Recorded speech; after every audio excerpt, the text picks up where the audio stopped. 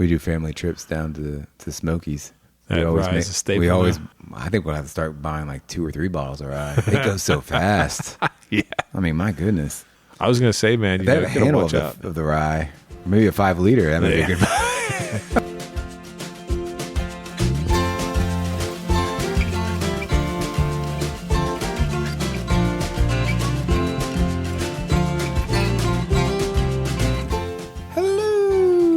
And welcome everyone to episode 58 of the Mashup, the best bourbon conversation you're going to hear all week long. We're your hosts, Michael, Anthony, and Stephen. Hello, fella. Hello. How are you doing? Doing lovely today. It's March, and we don't have any basketball to watch. None. Yeah. It's legit zero. So the men lost. Yeah. And that was god-awful painful. Yeah. It should have been a cakewalk because the spread was 18.5. 18.5 spread, and it's a peacock, right? St. Peter's. Peter's Peacocks? Yeah. Mm-hmm. You know, with St. Mary's and St. Peter's, I get confused, but St. Peter's Peacocks is even worse. Yeah. Yeah. I don't even know where to start with that. Well, I know one place we can start. So when the Cats unceremoniously lost, you know, this is now going to be, you know, right at the beginning of the tournament. Mm-hmm. I couldn't help but think about not only the fact that there was a lot of hype surrounding this team, but also the fact that there is a whole lot of bars and restaurants that have waited 2 years. No doubt. 2 with years. COVID, right? And they've been itching to wait to have people back in their spots to watch those kind of games, especially without there being any tournament the 1 year, you know, and then last year, 9 and 16. So what happens? We have a first round lay an egg, and now the whole conversation is shifted to Calipari. Well, I mean, personally, I thought like a month ago things were clicking. Yeah. And we were rolling. And I was like, oh man, we got a good chance here. I definitely didn't think the first weekend was going to be the one that we're going to get out on. I'm not fooled that easily, okay? I mean, and if anybody that's listening to this is you know, kind of like, oh, great, these guys talking about UK basketball. Well, that's what we do here, okay? So lay off. And you want bourbon talk. You want bourbon talk. We're in the state with it. Yeah. And we're going to talk about how bad the Cats are because it's the only thing we can do to make it feel better. And so I was the same way, man. I thought that they were clicking on all cylinders. I didn't think there was going to be any issue. I thought we were going to make a deep run into the tournament.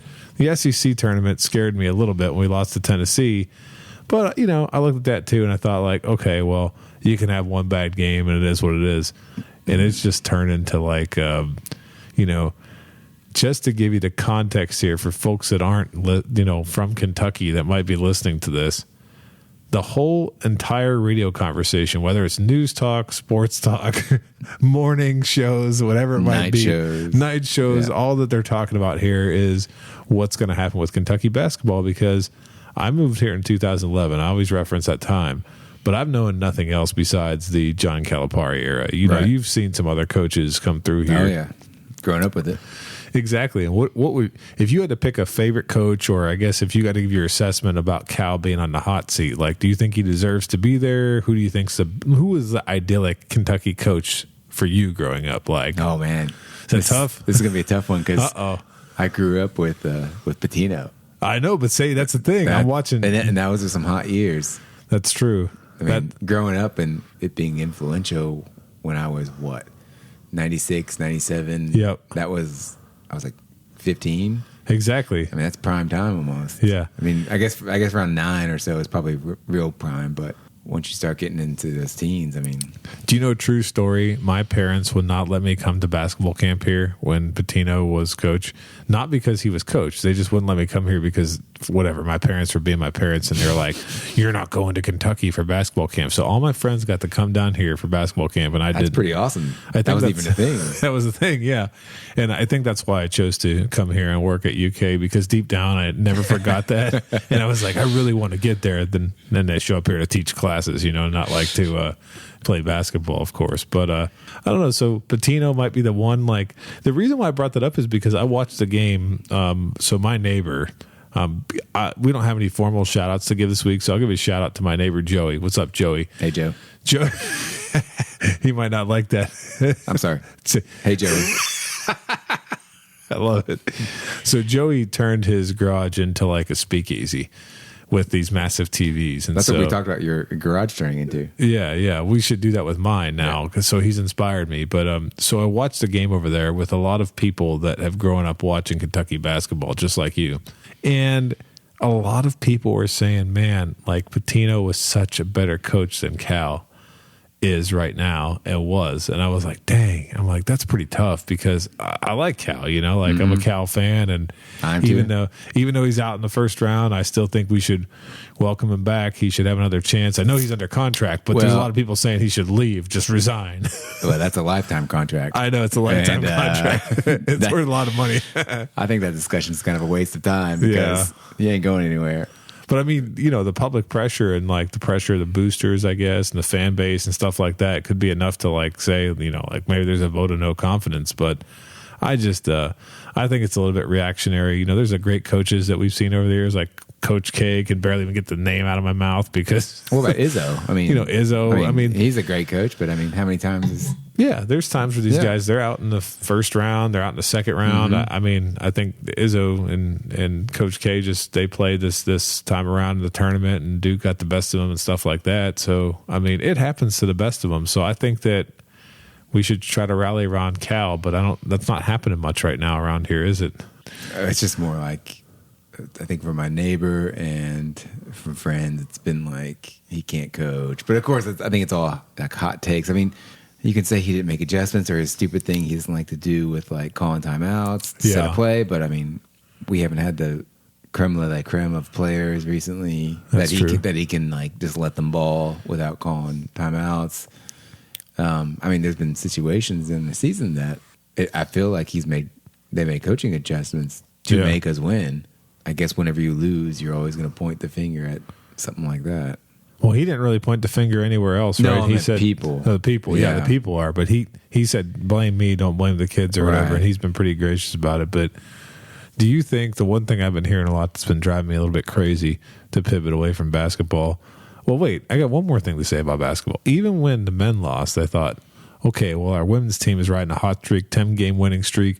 They're going to the tournament. I'm ready to watch some lady cats and women's basketball. I watched the game too. And then they end up losing. And it was just one kick after another. So Kentucky, as you guys may know, is known as a basketball school. And lately I've been hearing people say with the football team riding their hot streak and Stoops doing well that this is now a football school. You think it's a football school?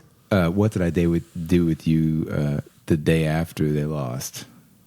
The day after Kentucky loses, no joke, Steven sends a message to myself and Michael that says what? It was a screenshot of the standings of football. Saying that we're on preseason 15th in the nation. And I was like, let's go. Let's go football. So how quickly we forget, right? How quickly we pivot over to football. But, Stoops isn't just doing a good job with the football team, but he's also got his bourbon, which since Michael's not here tonight to make fun of. But you know what? WM Tar. I have yet to try it. I know I haven't tried it either, but Michael loves to make fun of it. Yeah. So in the spirit. But did you see what's going on with WM Tar? What is going on with it? They are going to release a 7-year-old bourbon with a Citrus Bowl champion sticker on the front. Oh. That's going to be like a limited release. It's available right now on the RD1 Spirits website, which is where William M. Tar is released. And they're also going to be doing like a VIP thing where you get Stoops to sign the bottle. And so for those that don't know, he's actually a part owner or the most visible owner of the WM Tar brand. And what's the reach of that bourbon so people know? I'm not sure, to tell you the truth. It can't be more than like regional. I can't imagine it's any farther than like the neighboring states, if at all. Yeah. So like Indiana, Ohio, Tennessee, maybe. But they're gobbling that up in Tennessee. Oh yeah, I'm sure they love that. Right? Here comes Coach Stoops bourbon. Let's buy that. But I thought it's pretty cool that they're going to have a release coming up with the Citrus Bowl this past year, and then you can get Stoops to sign it. So it's something I might actually check out. I'm not usually like down with that kind of stuff. If I'm not going to drink bourbon, I'm not that excited about it unless it's a cool Maker's Mark bottle. Mm-hmm. I jinxed us. I post those Maker's Mark bottles of Calipari that had him sign, and then all of a sudden we lose. But yeah, I'm excited about Stoops' bourbon. What do you think? You excited about it? That'd be a fun bottle to have on the shelf, I think. Have it signed. I think so too. I mean, I think the football experience is way better than basketball. Oh, you mean going to the game? Oh, yeah. Yeah. Yeah, it's so much fun. No, I get that. I mean, I've been to probably just as many games as probably less football games than basketball games since I've lived here. But like, I have really enjoyed the football games, so I agree with you there. Yeah. Anthony, for this week, if I can get the name correctly, because it's quite long. Oh, yeah. Yeah. We have a bottle of Woodford Reserve Master Collection Very Fine Rare Bourbon Series 16. That was a mouthful. Whew. You got it. I'm worn out. All right. So the distillery for this product is, of course, the Woodford Reserve Distillery owned by Brown Forman. The bottle date is 2021. The ABV is 45.2%. The proof is 90.4. This is a non-age stated product, but the very unique thing about this is in the press release, which was a year ago, they said that this contains Woodford bourbon that is up to 17 years old. Ooh. So some barrels that were 17 years old made it into this blend. Old man over here. There you go. The mash bill is 72% corn, 18% rye, and 10% malted barley. And the MSRP is 130 bones. Well, this bottle is very pretty. It is. It's exquisite. I mean, I've never called a bottle exquisite. Yeah, this is one that will catch your eye on the shelf. I don't know if it's from the fat bottom on it. Fat bottoms are good. Yeah, they are. Or just the unique shape of it. Because it's kind of wide, but then goes up to a very pretty sturdy looking cork topper on it. Yeah, very much so. And it's got like nice gold accents and the lettering and the way that it looks. And for those that have been indulging in the Masters collection and even the batch proof for years, it's always been in a different bottle, right? This is the first. It's always been more in the pot still shape, I believe. That's right. That good old pot still. Yeah. You know, that's one thing Woodford doesn't want to share with Wood. Maybe that's why they got away from it. That might be it. They might have been like, oh, damn, that pot still, you know. They heard Michael complaining about too much. They're like, we got to change it. We got to switch that bottle right away. So just so you guys are tracking out there, as soon as we started talking bad about Willet pot still, that's right when Woodford decided to change from their pot still looking bottle over to this. I can imagine their board meetings and them playing Michael's take on the pot still bottle. Oh, of course. Yeah. Like, we can't have this kind of PR. No. The thing that's unique about this bottle is it kind of looks like they took their original flask shaped bottle and just sucked it out, or like pulled it like, what would you say they did here? They like pulled it out. I don't know the correct term for it. The original the standard Woodford bottle is pretty thin, like a flask, like you said. So they kind of made it fatter. Yeah. Front to back, and they kind of just made it into a square versus a rectangle. Yeah. Kind of a cube shape, and then they kind of just brought it to the topper. I believe this is the bottle, because of the price. It's the Master Collection, and then you see one of the bigger fonts numbers on this is 16, and I believe people may have confuse this as a 16-year-old product. Oh, you believe? It was like last year. All the secondary goods like, hey, I got this 16-year-old Woodford over here. I want $300 for it. And it's like, it's not 16 years old. And they're like, what are you talking about? It's got a 16 right on the front. Well, there's some other words right next to it. Yeah. Oh, yeah. Yeah. I think I can't imagine they did that intentionally. But then, it's interesting because the older ones don't have it that prominently displayed. Don't. I don't know. No, not like that. And so this was actually an unwelcome controversy, right? With people constantly saying 16. Well, that's because people just buy stuff. Yeah. They don't know what they're buying. They're like, I see a 16 on it. I bet you I can make some money on this. Yeah. And then there you go. So now, is there any difference between, if you're just looking at this, because they've pretty much changed from the pot still bottle to this beautiful bottle now. Yep. Is there any like little difference between, this proof, the 90 proof, and the barrel proof? Besides having to look at the numbers, is there something distinctive about between the two? So you're talking about the batch proof stuff? Yeah, the batch proof stuff. So it's weird. Every year they release the Masters collection, and then they release the batch proof. So the batch proof, I don't know everything there is to know about it. I just know that your regular Woodford is always bottled at 90.4 proof.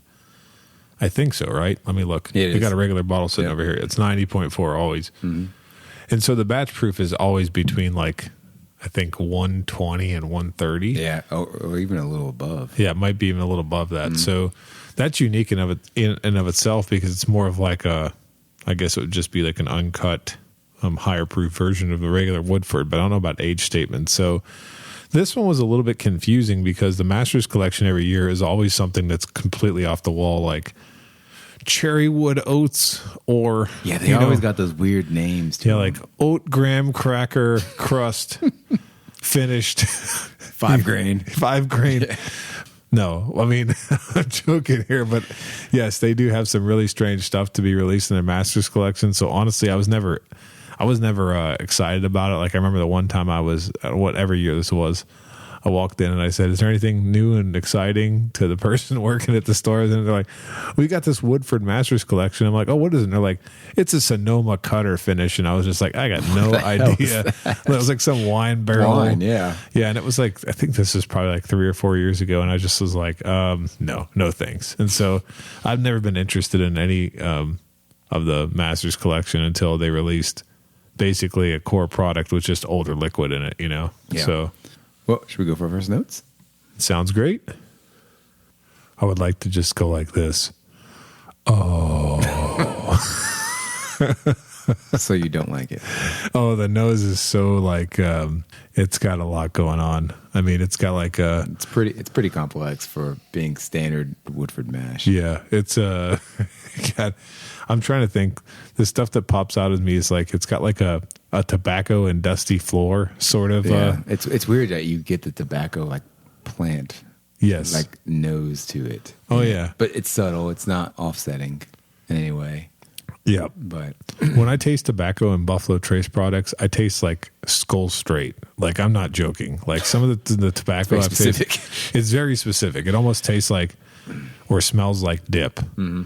This smells like a nice dusty wood, a nice tobacco, a lot of vanilla, a lot of dark fruit. Mm-hmm. It's just got a really nice nose.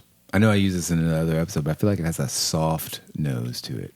Yeah, and by soft, I think what you mean is there's plenty of glasses, a lot of bourbons that we've nosed that hit us with the ethanol. Mm-hmm. And this is very, very light on the ethanol. I mean, there was when we first poured it, you could kind of get a little bit of it. But for the most part, it's been nothing but just really nice things to nose. Mm-hmm. Real pleasant. One more thing that I'm smelling is like is almost like cocoa powder.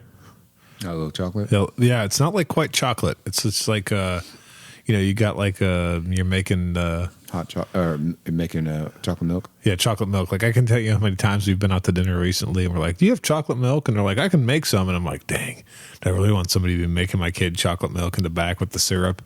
So I'm talking about taking the old school powder.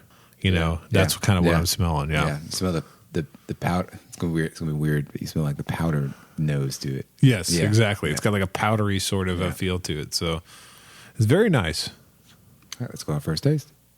Oh, that's good. See, you're coming back now with it. Oh, yeah. Just so you guys know, even though we're tasting this for the quote-unquote first time, we have tasted it a couple of times as we've been sitting here preparing for the show, and I'm watching this bottle now, and it just keeps going down because Steven really likes it. So what are you picking out, Steven? It's funny. It's to reminisce about the Woodford Rye episode. Right? I was worried that before we even start recording, we're going to run out of product to review. Oh, I know. Yeah. For those of you guys who don't remember, you got to go back and listen to our Woodford Rye episode because I think that was probably the first time we ever did a double header. Is that probably right? Maybe. I think it was the first time we recorded 2 episodes at one time, which we do sometimes, not very often. Just for schedule's sake. Yeah, just for scheduling. And that time, we just had no expectations for the Woodford Rye. We didn't know what to expect. Yeah, we were just like, oh, this will just be something we could just do real quick and not worry about it. And then we started drinking it. We were like, man, this is good. And we're having a similar experience tonight. Yeah. So what are those notes you picking out that you really like? It's just an easy drink because I think it's the same mash bill as a standard Woodford product, but now it's been aged up to 17 years. Mm-hmm. And it's mellow, it's smooth, it's easy to drink. Oh, it's got I a lot agree. of flavor. So. Yeah, 100%. To me, what transfers over is like, it's almost like I had mentioned a vanilla raisin note, which I think I've said this many times. I'm not particularly like, there's certain vanilla I don't like. This is a very sweet vanilla. Mm-hmm. And it's like a raisin. No, you nailed the raisin, I think. Yeah. It's like I taste the vanilla, but then there's something else. And as soon as you said raisin, I'm like, oh, that's kind of the sweetness, the juiciness of the raisin. Yep. Kind of coming through on the palate. Mm-hmm. Yeah. And it's got a funky flavor. So spoiler alert, you guys have heard us mention that we are not into Dusties at all. We don't know a whole lot about Dusties. I've had a chance to taste some Dusties recently. Mainly because I don't have any. Yeah, I don't have any either. But I got to go to a friend's house that had a couple of Dusties to try, and this actually has more of a feel of a Dusty, which is really interesting. Yeah, it has like. Can you elaborate that? Yeah, it's like, so the funkiness that I'm tasting that I picked up on the nose, that powdery sort of cocoa and dusty wood floors. I'm going to take a sip here so I can just describe it. So you're in a room with wood paneling, like that sort of feel. Yeah. You know what I'm talking about? Yeah. I think I've mentioned this before. Okay. So like a dusty basement kind of feel is what I get from it. And that's not necessarily something you would think is appealing, but it's also not something that I get to taste every time I taste bourbon. Right. Especially not bourbon at 90.4 proof that's that complex. Yeah. It's been, we said this bottle came out a year and a half ago, put a good dent in it, but I had not tasted this for quite a long time. And I remember thinking, and usually this is what happens with me. If I really like something, I'm going to stash it away way in the back of the cabinet, so I'm not going to go for it. So it's almost like a present when you find it. Yes, exactly. Yeah. And so I was thinking, like, what could we do? And when I thought about this one, I was hoping it would still be as good as I remember it being back when I tried it. And it's just right there, man. It's just lovely. I want more of these. So last week we had that 1792 foolproof pick that I kind of let sit around for 3 years. Mm-hmm. And I felt that it kind of mellowed out. It still had a punch, but it kind of mellowed it out. Do you feel like you had this open for a while? Do you think it tastes the same as day one, or do you think it's changed since it's been open? I think it tastes almost identical. That's awesome to hear. Yeah. That's awesome to hear. To the way that it did before. Mm-hmm. The only thing that I remember is it being a little bit more rich. And what I mean by rich is I think that... With the initial opening? The initial opening, initial pour of it was a little bit... The mouthfeel may have been a little bit greater, but then again, it could just be the fact that at the time I was shocked at how it tasted for 90.4, and even now, revisiting it, is thing where I'm still like kind of like, whoa, this is good. That's a good point about the 90.4. When I look at this and I see the Master Collection, I'm so used to having the batch proof. Batch proof that, I forget this is just a standard mash bill just aged. Yeah. It's really, it's crazy to think that I know. That the complexity and depth is there at the lower, more approachable proof for some. And doesn't it make you mad that when you think about everything Woodford is doing, right? They put all these like little 375 milliliter releases, the double oaked, and what was that one called? Wallpaper Bottle and Bond. Do you remember that? No. We drank that Bottle and Bond the one night. I think Michael brought it over. It was a while back, and it tasted like drywall. You remember that? Oh yeah, yeah. I was saying, how can you forget that? It legit tasted like drywall. Yeah, we still couldn't figure that one out. Yeah. But they do all these things, and it's like. Them and Maker's Mark. We've talked about Maker's Mark before. They're iconic brands. Mm-hmm. Just put out like a 12-year-old age-stated bourbon. They would crush just it. Crush it. Just kill it. If they had the stock to do that, if you have the stock to do it, do it. Yeah. I mean, don't change anything. I mean, you're right. This is the perfect example. It's the standard thing. It's just aged. It's just aged longer. And That's it. It's awesome. It is so good. It's awesome. Yeah. So with that, Stephen, are you going to pass, try, or buy? Well, thank you, Anthony. I think I'm going to have to buy. Oh, yeah? On this. Yeah, this is awesome. I had to jump in there and throw it because I figured we are, like, I'm sure that we're both consensus on this. Like, I'm going to say buy too, and I'm also going to ask you, special release wise, I know you've got your hands on some good bottles. We joke with you a lot about not getting that Black Label Weller, but you've had some good bottles here. I've seen some of the ones you have. You have a Stag and a William Lou Weller and some other things like that. So what do you think about this because this is Woodford's premium release here? Yeah. We'll compare it to a Stag. Well, Stag's got more heat. Mm-hmm. So this is more approachable for everyone else. Yeah, I agree. This is easy to drink. The Stag's easy to drink too. It goes down nice, but there's some heat to it. Yeah. The only problem is with this price point of this bottle, I mean, this bottle will go away pretty fast because it's so easy to drink. Yes. And you're like, damn, that was 130. Yeah. That went with that. $130 bottle is not going to last you long because you're going to be able to just sit down and it'll be gone in a couple of sittings. I mean, it can't. I mean, it doesn't even come close to the Weller 12 and a half. That's what I call the William Blue Weller because it's got that extra season behind it. Because that's just so complex and so much depth and so smooth and so delicious and just on and on. Keep going over there. And on. So, but I mean, this is really great to drink, though. Yeah, I agree, and I will say that in all the past try and buys, we always talk about price versus quality. Like, in fact, I saw a friend that I hadn't seen in a long time who does listen to our show regularly, and he said, "You guys seem to be very price conscious." You know, that was his feedback. That's what we always try to do. And I said, yeah, because, you know, that's what we're fashioning ourselves as like an everyday, you know, bourbon kind of show. But here's the thing. Even at $130, a lot of special releases are carrying price tags in and around that range, but the $100 to $200 range.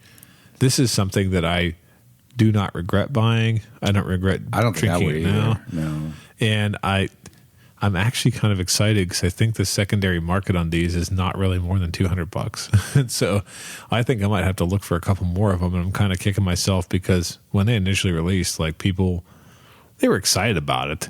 You know, they were excited about the fact that it had 17-year-old bourbon in it, but these didn't exactly fly off the shelf. They went quicker than some of the other Masters collection I've seen, like the Sonoma Cutter. That sat for a little while. That was a couple of years ago. Yeah, a couple of years ago. And some of the other ones I've seen too. Like, I mean, we've mentioned that we drive around, we go and stop at different places. There was a year where I was in South Carolina where I saw not only the Masters collection, but I saw batch proof. Like everything was still sitting on the shelves down there. Yeah, this one is a hands down buy. I don't care what the price is. It's a very tasty bourbon. So this is the 16. This came out a couple, like 2 years ago now. It actually came out like December 2020, so it's about a year. But I know there's a 17 out. Yeah, the 17th. 17. But that's been a little more slow to sell.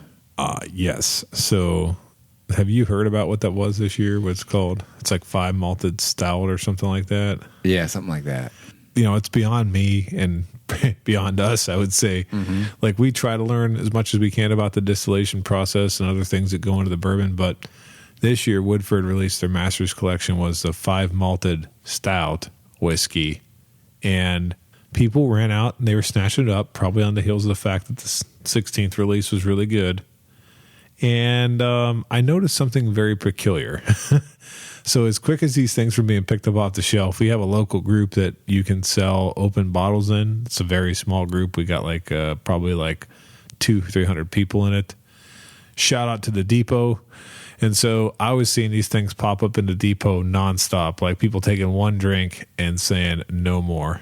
The fact that that was happening lets me know the fact that that 5 malted stouted mash or whatever it was called was not selling well. So I've never personally had a drink of it, but I trust about 9 or 10 people that did have a drink of it that immediately tried to sell it.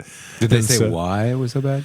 They just, you know, everyone just said it was bad. But here's the problem. When you have a bunch of bourbon drinkers that are looking at a special release and, you know, they get oat milk stout or whatever they get, like, I mean, I'm poking fun now at Woodford, some of their previous releases, Cherry Wood, whatever. They get some crazy stuff. You're taking a gamble because, you know, what was it, like the chocolate malted rye? And then people are like, oh, this is chocolate. And it's like, no, it was just a malting process they used on the rye grains and stuff. It wasn't actually chocolate. But do you think...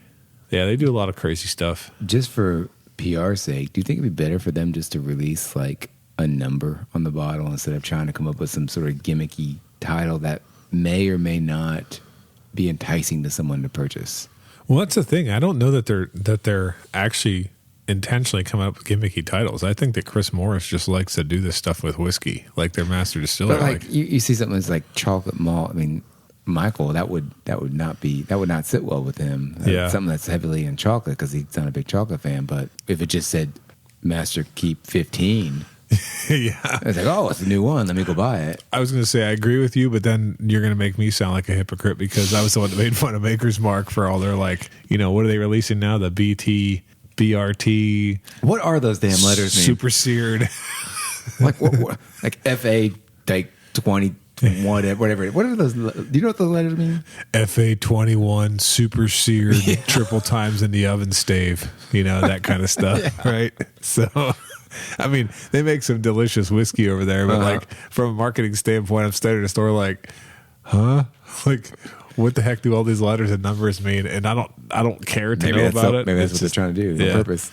So I guess if you want to look at the flip side of it, at least Woodford's kind of telling you what you're getting. And I guess that's good. But yeah, so it looks to me like 16, we like it. The 17th edition, 5 malted. Go if you can find it. Yeah. If we ever find that 5 malted stout for cheaper, I might buy it just to see if it really is as bad as people think it is. See if you can buy it online for open. Yeah. I will ask this though, like when you've how many Woodford products have you had? Because how does this one stack up? Like, is this the best Woodford product you ever had? Yeah. Okay. Yeah, I like the standard. I guess its smaller brethren. Yeah. But there's always a little bite to it. But it's not. And it's inexpensive and it's easy to get. Yeah. And I think it's good for an easy, for a drink. Kind of like some more inexpensive versions of the expensive ones. There's always something in there that's. Yeah, it's throwing you off a little bit. Yeah, that can be aged away. Absolutely. Yeah, and then, the rye is really good. Oh, yeah. We can't really forget about that. Yeah. There's still several of the standard versions of the Woodford I want to try. Yeah. So maybe we can do an episode on one of those. Maybe we get around to that one time. Yeah. But I like a lot of their standard offerings. I like the way that they've expanded their standard offerings. The only thing that I've had that was better than this, and I do have a bottle of that, but it's stashed away and it's not open yet. Mm-hmm. Because I've had an open bottle, was tasty, is the batch proof from, I think it was 2 years ago or 3 years ago. It was a 123.6 batch proof. It was in the old bottle, so it might have only been just from 2 years ago. But that was really, really, really good. And I was at a bar in Louisville. Okay. And I went there and I actually paid for a batch proof. Oh, yeah? What'd you think? But it was like 130 something. I don't know which number it was. I don't know how long I've been sitting there or whatever. Okay. But they gave it to me in a well glass. Oh, God. I'm like, well, do you have a Glencairn? Yeah. Like, if you want a bourbon bar, you got to go down the road, son. Come on. You drink it out of a well glass. I can't give it a fair shake with a well glass. But was it okay, or was it just... It was hot. It was hot, yeah. I was going to say, you probably get a lot of the alcohol with drinking out of that glass. Yeah. Yeah, no, and I've heard that about other batch proofs, but I got to say, like, this is probably right up there. I think I'd put that batch proof one, this two, and then... I've tasted a lot of the regular product. That night we had the rye is no fluke. I've revisited it one time. It's tasty. Yeah, when we do family trips down to the Smokies, that rye is a staple. I think we'll have to start buying like 2 or 3 bottles of rye. It goes so fast. Yeah. I mean, my goodness. I was going to say, man, you got to watch out of the rye. Maybe a 5 liter. That would be a good. Are you listening, Woodford? Get us that big bottle of the rye. We need it. Yeah. And with that, thanks for listening to this week's edition. Please like and follow us on Facebook, Instagram, and Twitter at The Mashup KY. Also, let us know your thoughts and spot on the comment section. Until next time, keep it neat.